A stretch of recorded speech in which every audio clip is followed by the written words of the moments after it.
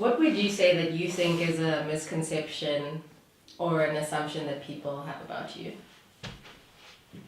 So my answer is like two-sided. Go for it. Because on the one hand, I really don't care. But on the other, it's important to be good to people. So that if that person is meant to speak to you or ends up speaking to you about someone else, they won't relay an experience of pain or something awful or uncomfortable that you might have put them through. So I try as much as I can to be good to people or to appear neutral. But I don't know what misconceptions or assumptions people make or have. And if someone doesn't feel like they can approach me and try and debunk those kinds of things, I don't think that I should be too concerned. Yeah. I love that. So, how do you think the current society has influenced how you perceive yourself, maybe how you perceive other people? I had to unlearn preferring Eurocentric features on people. I don't know if you did the same thing, but when I was young, I'd always put my jersey on my head, and it would be my hair, and always just flip the sleeves over, and it would be my long hair. Excuse me, and that kind of thing you grow up with, seeing how white women, most white women, the picture of them, the slim nose, thin lips, thin face, long hair, usually blonde hair, is the picture of what woman is meant to be. And for a long time, I was not okay with the fact that I looked how I did. I wanted to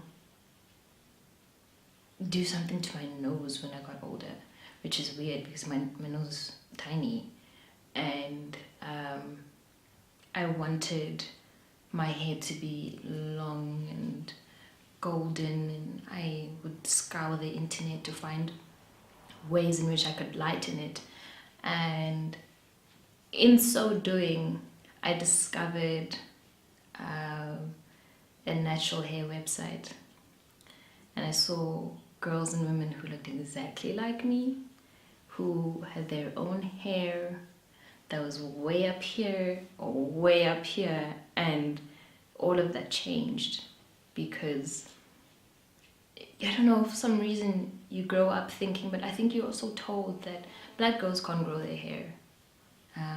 You can't have long hair, you can't have wonderful hair, and if you do, you're probably mixed race.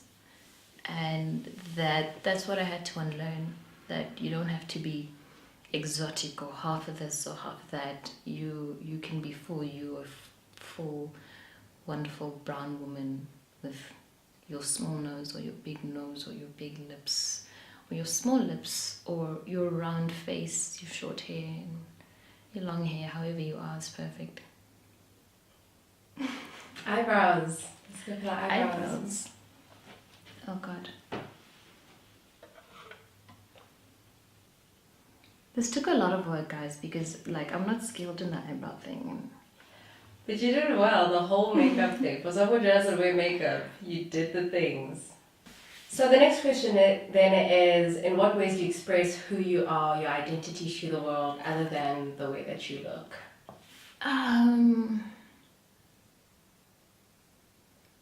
It can be through art forms, things that you enjoy doing, hobbies. I think I float. No, I don't float.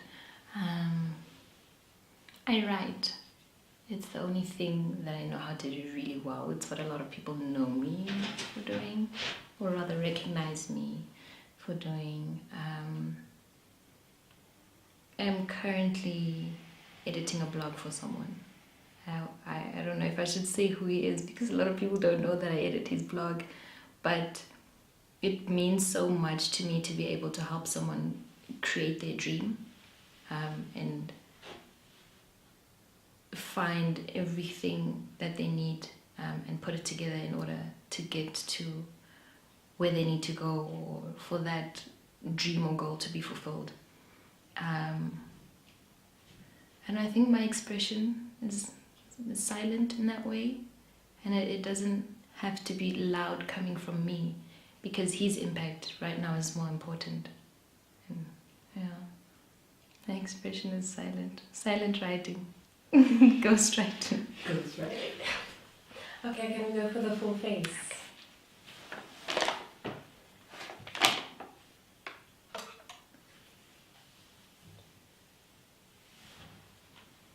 There's so much of this here, oh my word. I'm not used to it.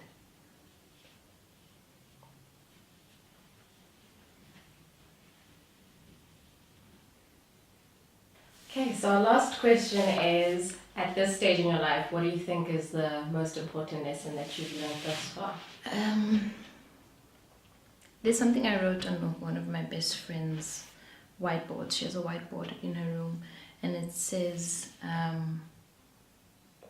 something like, sow your seeds and your harvest will be bountiful. What I've learned, or how I try to look at my life, is as a garden, and that everything you plant and how you take care of it is how you take care of yourself. And how important that is. Being good to yourself when it's not easy to be good to yourself is, I believe, the seed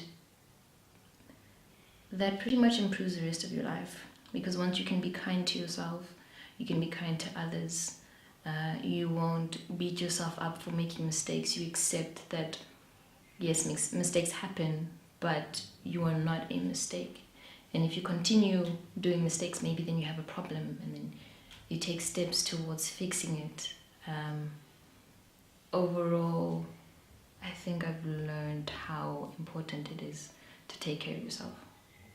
Yeah. Self-love is really not easy, and people think it's a face mask or buying new shoes, and that is part of it, but a lot of it entails confronting things that you don't want to confront, and often that involves people who make you feel a certain way, or people that you project those feelings or thoughts, insecurities onto. It gets really messy, it's really painful and uncomfortable, but at the end of it, there's always some sort of resolve. It might not be healing, but it might be functionality, and that's a step towards health, I think. Yay! Thank you so much, Monde! Pleasure. How do you feel? I don't feel anymore. I feel good now. Yes, girl. Yes, girl. I'm naked. Who wants to see me take my shirt off?